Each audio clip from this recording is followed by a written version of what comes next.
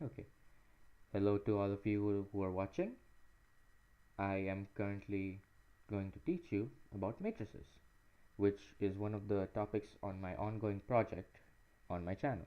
If you would like to have more details about this project, please visit my channel, like and subscribe as usual, and I would love to hear your input.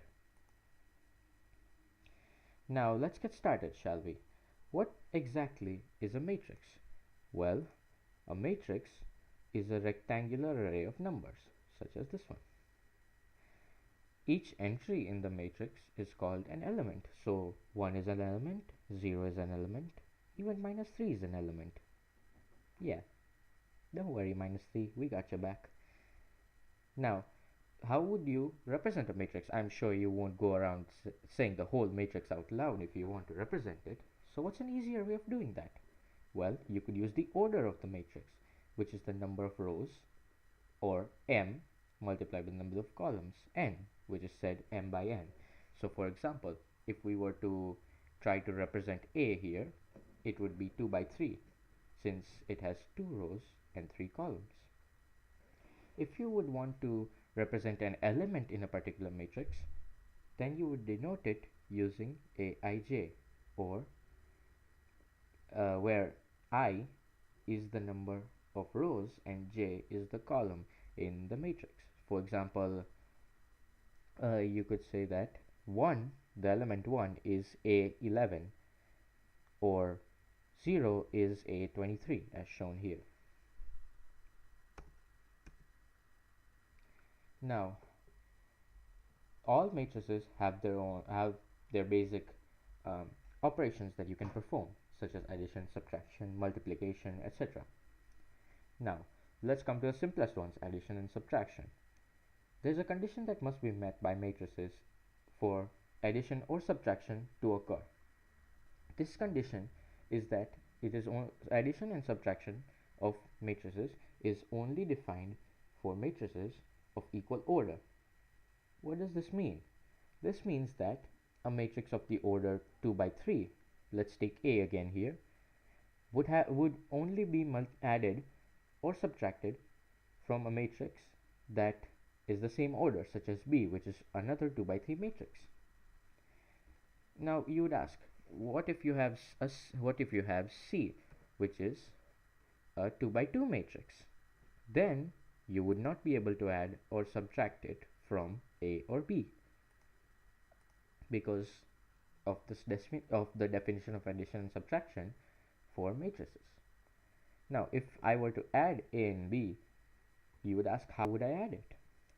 That's very simple. You simply take the two corresponding elements from their rows and columns and add or subtract them, such as 1 and -1 would give me 0 if I were to add them, and 2 if I were to subtract, etc. Now let's come to a slightly more complicated operation, multiplication. This follows the same rule as addition and subtraction, where it has to have conditions that have to be met before you can multiply matrices.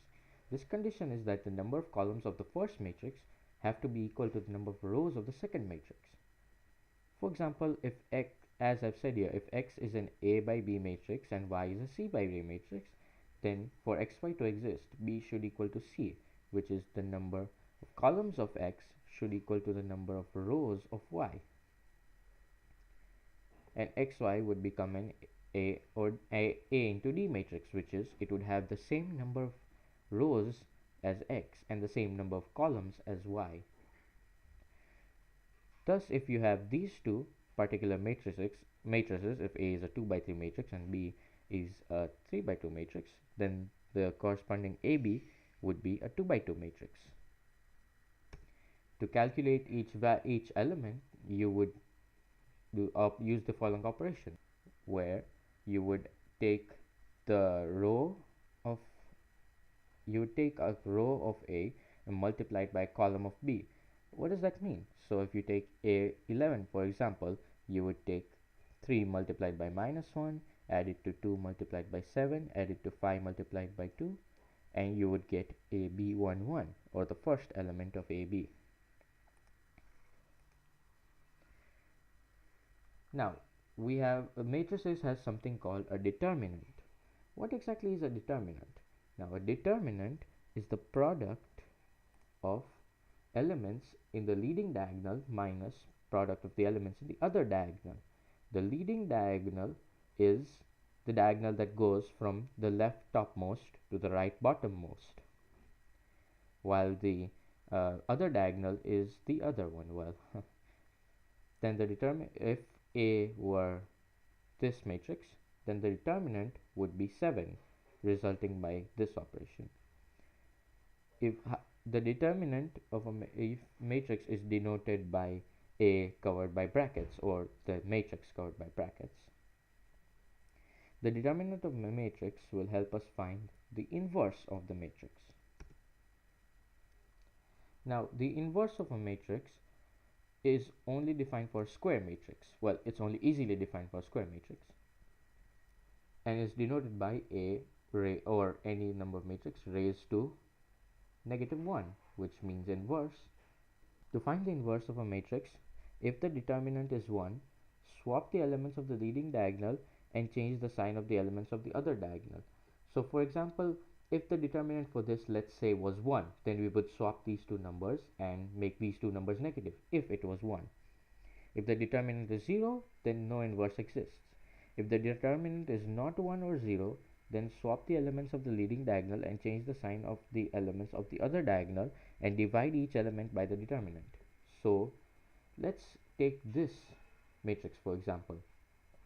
Let's calculate the determinant of this matrix. It would be 7 multiplied by 1 minus 3 multiplied by 2, which is 6. So the determinant is 1. So in this case, we just swap 7 and 1 as I've done here and change the signs. Oh, there has been a mistake here. This should be -2, forgive me.